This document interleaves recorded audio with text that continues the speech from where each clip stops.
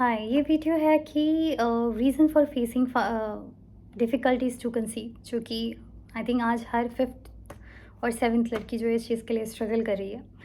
So basically क्या reasons होते हैं? सो मेजर यहाँ पे 7 रीज़न्स हैं जिनकी वजह से वो कंसीव नहीं कर पाती हैं।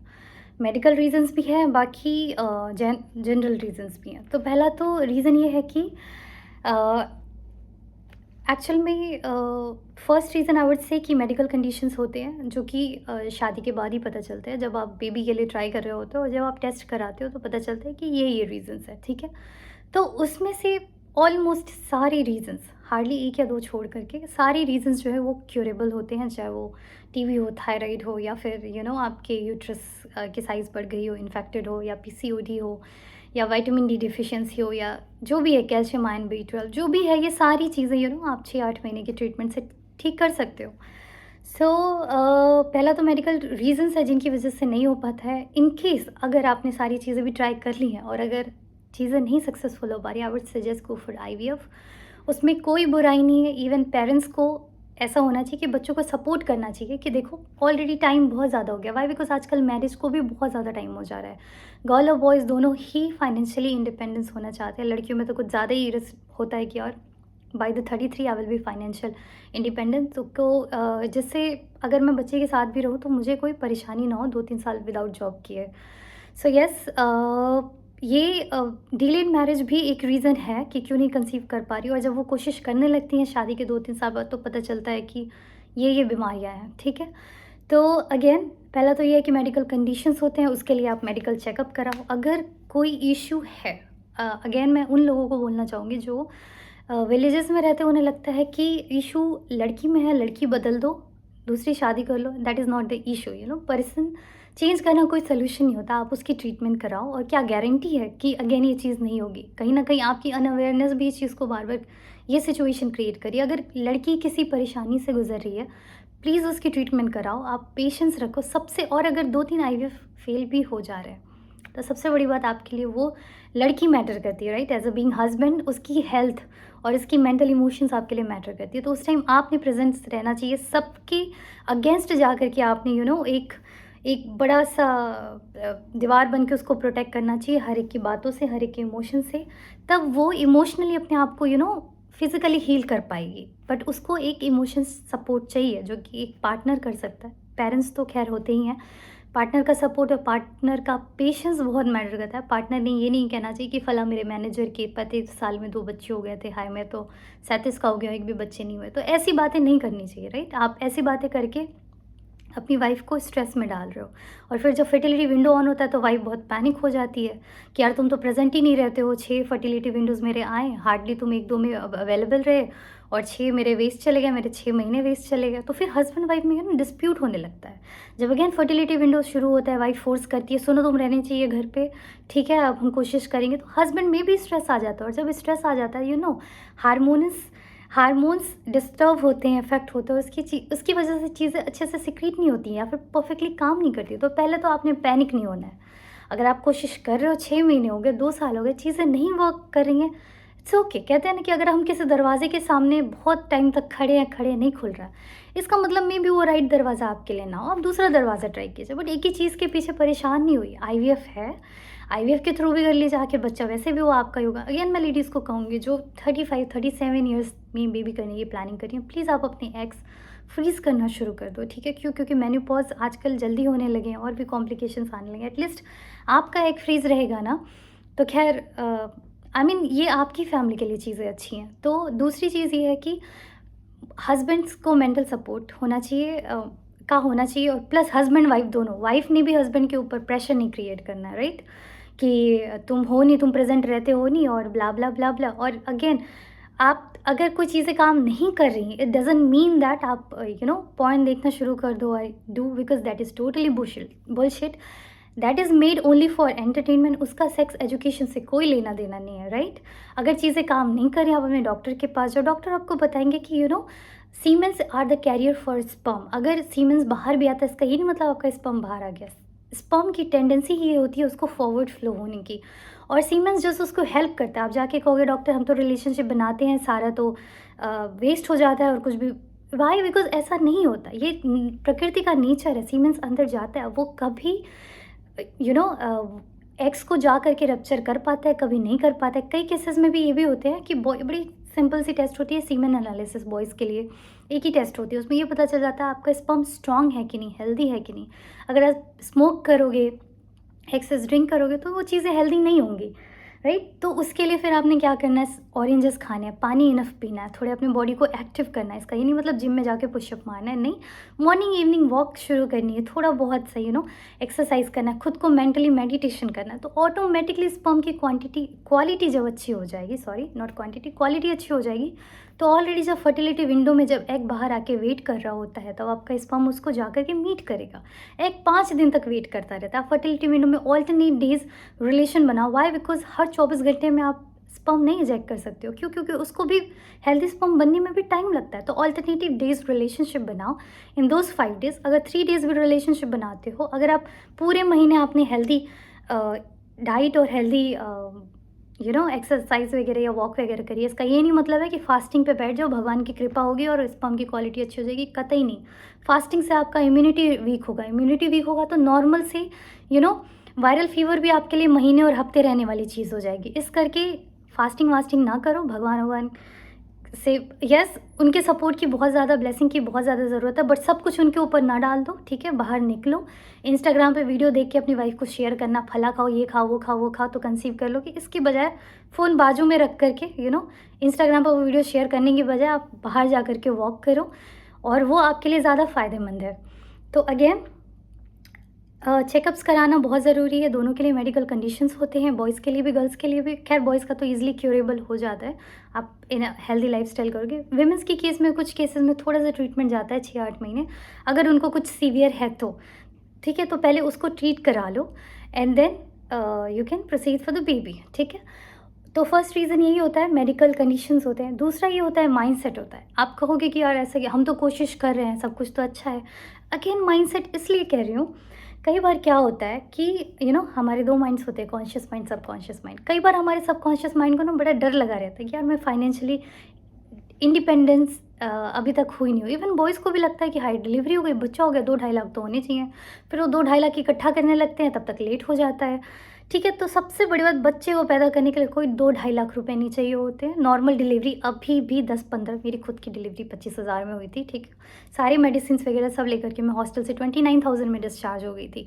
तो बच्चे को डिलीवर करने के लिए बहुत ज़्यादा पैसों की ज़रूरत नहीं होती। जो आप खा रहे हो वही बच्चा भी खाता है। उसको फैसिलिटी देने के लिए भी आपको बहुत ज़्यादा फाइनेंस की ज़रूरत नहीं है। तो पहली बात तो पैसे को एक रीज़न पकड़ के ना बैठो। हाँ, इन केस अगर मदर लैक्टेट नहीं हुई है तो 2 बेसिक नीड्स बच्चे की शुरू के 6 महीने में रहती ही रहती है। पहला डाइपर। क्यों? बच्चा डाइपर पहनेगा, अच्छे से सोएगा तो माँ की नींद पूरी होगी, उसकी स्ट्रेस लेवल कम होगी। तीसरा फॉर्मूला मिल्क। अगर मदर नहीं लैक्टेट कर पा रही है किसी रीज़न से, ठीक है, इसके पीछे भी 5-6 रीज़न्स होते हैं क्यों नहीं लैक्टेट कर पाती है। बेसिकली इसमें एक मेन रीज़न इन्वायरमेंट होता है। अगर वो इन्वायरमेंट स्ट्रेसफुल है तो मदर लैक्टेट नहीं कर पाती है। दूसरा, अगर बच्चे को उससे दूर कर दिया जाए इनिशियल टाइम में, बच्चा फीड ना करे तो भी माँ लैक्टेट नहीं करती है।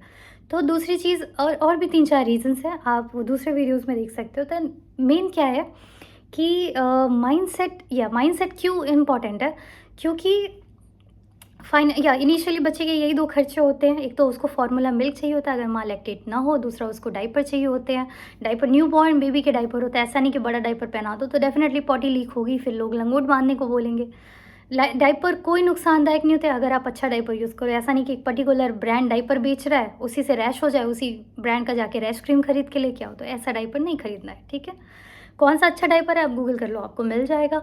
तो दूसरा ये होता है कि माइंडसेट। कई बार लड़के लड़कियों को फाइनेंशियली इंडिपेंडेंसी नहीं होती है, या फिर रीजंस होते हैं इनकी वजह से वो, या फिर लड़कियां ये सोचती हैं कि बड़ी मुश्किल से मैं और मेरे हस्बैंड गांव छोड़ के यहाँ आए हैं, गुजर बसर कर रहे हैं, बड़ी मुश्किल से तो मैं घर का सारा काम करती हूँ और ऑफिस भी जाती हूँ या बैंक भी जाती हूँ, अब बेचारा बच्चा आ जाएगा तो वो भी हमारे साथ स्ट्रगल करेगा। तो दूसरा ये माइंडसेट होता है, कहीं ना कहीं हमारा सबकॉन्शियस माइंड इस चीज़ को बड़ा, और जो कि आप अपने डेली लाइफ के काम खुद करते हो तो आपको बेहतर पता होगा, जो कि सही बात है। कुकिंग खुद करनी है, क्लीनिंग करनी है, आयरन करना है, आयरन नहीं भी करना, कपड़े धोने हैं, फैलाने, सुखाने, फोल्ड करके तो रखने ही है, राइट? ऑफिस का सारा काम करना है, फिर हस्बैंड की भी रिस्पॉन्सिबिलिटी रहती है। तो आप खुद सोचते हो कि यार मैं खुद इतनी स्ट्रगल कर रही हूँ, बच्चा आ जाएगा तो उसकी लाइफ और मुश्किल हो जाएगी। बट इस केस में आप प्लीज़ अपने पेरेंट्स का सपोर्ट लो, क्योंकि वो बैठे हैं। ऐसा मत कहो कि बच्चा हो जाएगा तब आप आना, अभी आप आ जाओ, क्योंकि अभी मुझे ज़्यादा ज़रूरत है। मेरे ऊपर वर्कलोड बहुत ज़्यादा है, इस वजह से मेरा माइंडसेट कहीं न कहीं नहीं हो रहा है। रही बात पैसे की तो कोई बात नहीं, मैं इतनी फाइनेंशियली इंडिपेंडेंस हूँ, इतनी इन्वेस्ट कर रखी है कि 5,000 3,000 रुपये पर महीने आएगा, एटलीस्ट मैं अपने बच्चे की बेसिक नीड पूरी कर पाऊँगी, राइट? तो यही कर लो। दूसरी चीज़ तो ये माइंडसेट होती है। फॉर एग्ज़ाम्पल मैं आपको एक स्टोरी बताना चाहती हूँ कि एयर होस्टेस की।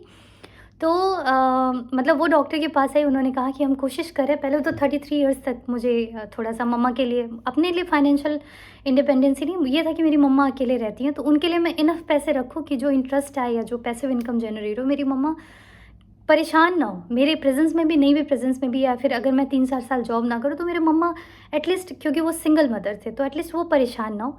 तो 33 इयर्स की एज में मैंने वो अचीव कर लिया ना, एवरीथिंग इज़ ओके। मुझे मेरी टेंशन की ज़रूरत नहीं, क्योंकि मैं इतनी क्वालिफ़ाइड हूँ, इतनी स्किल्ड हूँ कि मुझे कहीं भी जॉब मिल जाएगी, किसी भी दूसरे एविएशन में।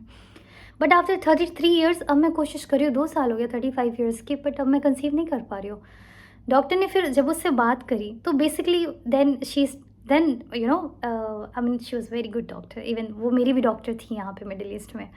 सो उन्होंने कहा कि देखो बेटा, बेसिकली माइंडसेट, एक तो ब्लेसिंग्स की बात होती है, जब उसकी ब्लेसिंग्स होनी होती है भगवान की, तब उस टाइम पे हो जाता है। और दूसरी चीज़ माइंडसेट होता है। कहीं न कहीं हम अपने सबकॉन्शियस माइंड को ना ये बोल के रखते हैं, हाय बच्चा आ गया तो कैसे करूँगी मैं? इतना हम डर जाते हैं, जबकि बच्चा कोई डरने वाली चीज़ नहीं है। हेल्पर होते हैं या फिर आपके कोई फैमिली मेंबर, आप उनकी हेल्प ले लो, आप खुद एफिशिएंट हो। 6-8 महीने बाद आपको वो बच्चे के काम इतने हैवी नहीं लगेंगे। इनिशियली लगते हैं, येस, बिकॉज़ न्यू मदर बनना एक रियली चैलेंजिंग वर्क होता है। आप खुद ही डिलीवरी के बाद काफ़ी कुछ फिज़िकली चैलेंजेस से होके गुज़र रहे होते हो। तो दूसरी चीज़, हाँ, तो उस एयर होस्टेस ने बताया कि मैम आप सही कह रहे हो। फिर उन्हें, मतलब डॉक्टर्स ने, इवन उन्होंने भी मुझे सेम बुक पढ़ने को बोला था। द सीक्रेट बोल के एक बुक थी, इत्तेफाक से वो हमारे पास थी।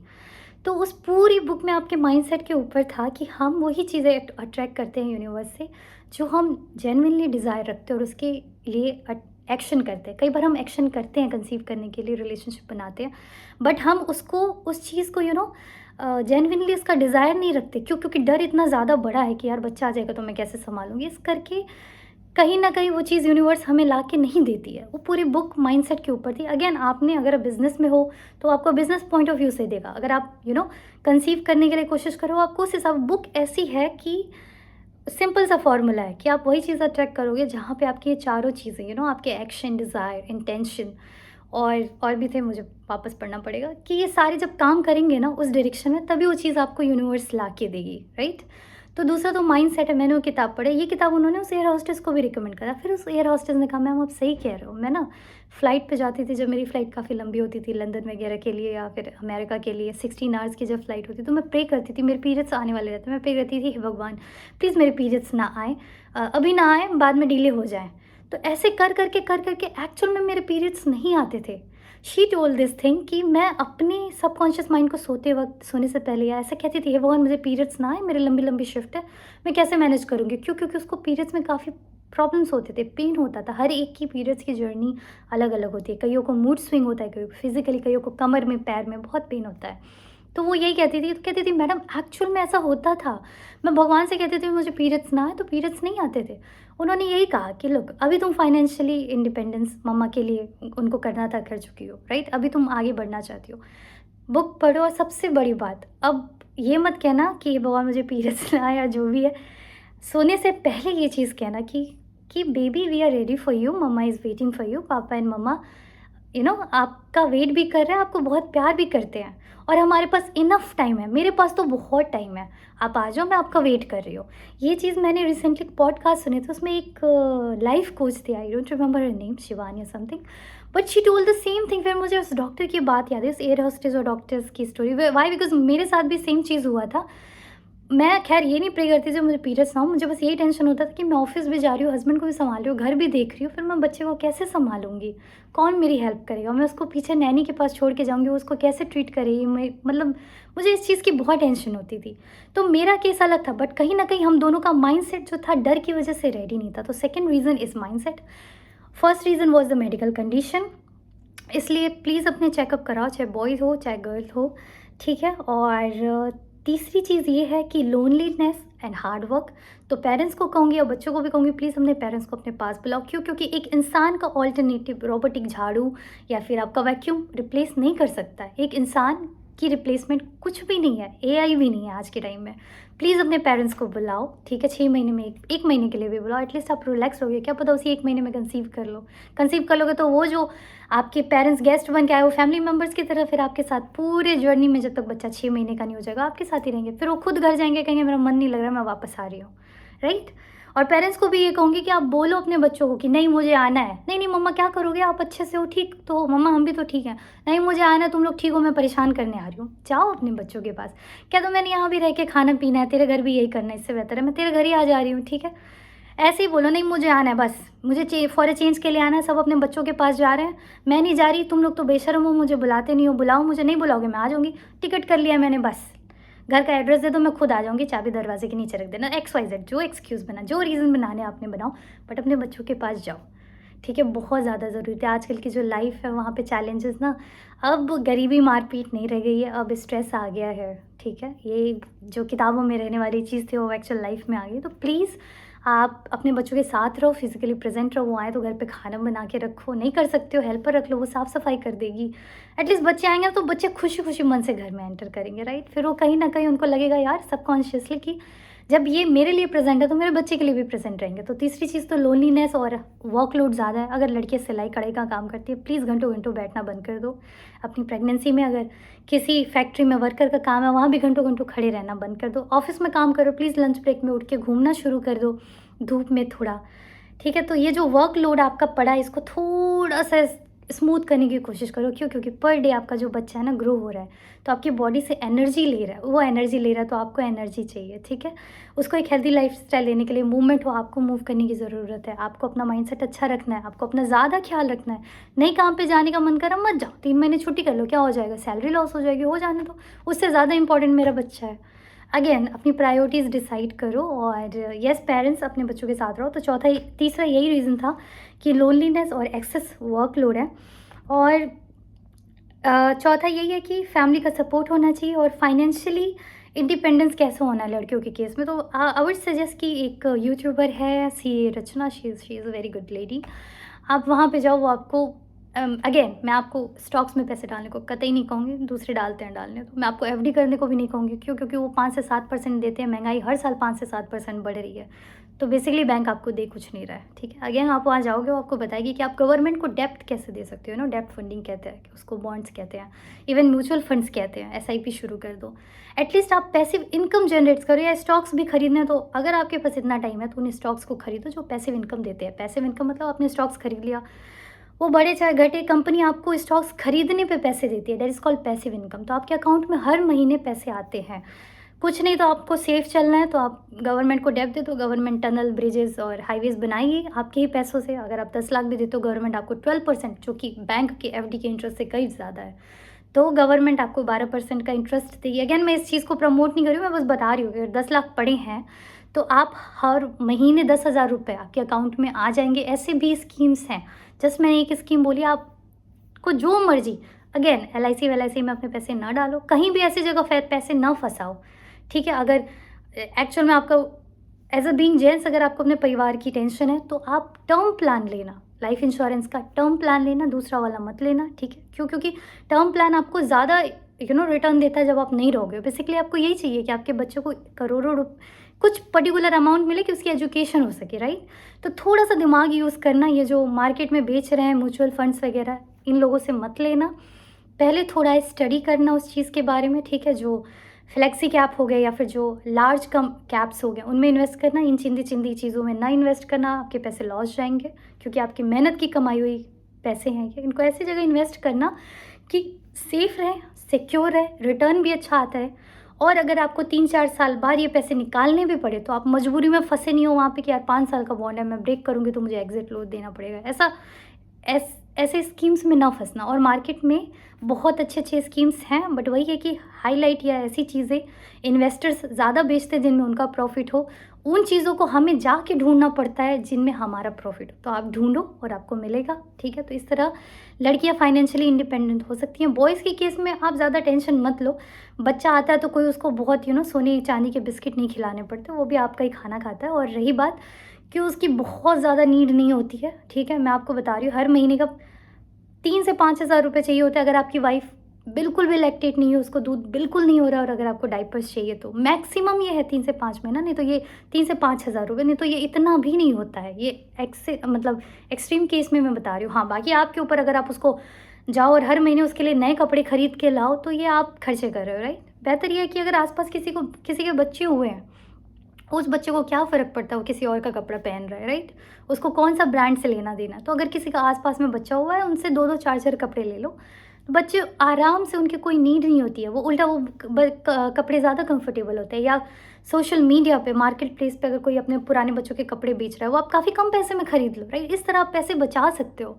तो बच्चा आता है तो ऐसा नहीं होता, अगर आप बहुत सारे खिलौने लाके घर में भर दो या बहुत सारे कपड़े खरीदो, तो आप ये एक्सपेंस खुद करो। बच्चा तो डिमांड नहीं कर रहा ना, तो बच्चे की तो नीड सिर्फ यही है कि उसकी भूख, नींद और कंफर्ट, तो उसके लिए बहुत ज़्यादा पैसे नहीं लगते, ठीक है। तो ये चौथा रीज़न फाइनेंशियली इंडिपेंडेंस ना होना, ये रीज़न था। तो यही बेसिकली रीजंस हैं। हाँ, मेडिकल कंडीशंस कुछ होते हैं जिसके लिए आप ट्रीटमेंट कराइए, जो कि सीवियर भी होते हैं। और अगर आप किसी तरह कंसीव नहीं कर पा रहे हैं, गो फॉर आईवीएफ, उसमें कोई बुराई नहीं है, वो भी बच्चा आपका ही रहेगा। वो भी नहीं होता है तो प्लीज़, अगर आप 33, 35, 37 एज के हो, प्लीज़ अपने एग्स फ्रीज़ कर लो। सरोगेसी भी is not a bad option, ठीक है। अगेन, ये सब नहीं भी काम कर रहे हैं, बच्चा अडॉप्ट कर लो, ये बहुत ही पुण्य का काम है। अगेन, कई बार परिवार वाले सपोर्ट नहीं करते, इस करके मैं इस चीज़ के बारे में बोल नहीं रही हूँ, क्योंकि एट द एंड, राइट, परिवार का भी सपोर्ट चाहिए। स्लोली वो ये बात समझ जाते हैं कि यार बच्चा तो बच्चा होता है, राइट। उल्टा आप तो अच्छा काम करो एक बच्चे को अच्छी लाइफ देके, बट ये चीज़ें ना अभी भी पुराने फैमिली मेम्बर्स चीज़ें नहीं समझते हैं। तो प्लीज़ आप अपने एक्स, कोई ज़रूरत नहीं है आपको बताने की अपने एक्स फ्रीज़ करे हैं, कोई ज़रूरत नहीं है अगर आप आईवीएफ भी करा रहे हो, क्योंकि वो टाइम अभी आएगा जब लोग समझेंगे कि आईवीएफ कोई बुरी चीज़ नहीं होती है। बच्चा अभी भी इनका ही है, कोई चीज़ें इंटरनली नहीं हो रही है, वो एक्सटर्नल करके जस्ट पुट की जा रही है, इसमें कोई बुराई नहीं है। So yeah this is the only reason. Okay, so these are the reasons why we are facing difficulties to conceive. I hope this video will help you. Thank you. Bye bye.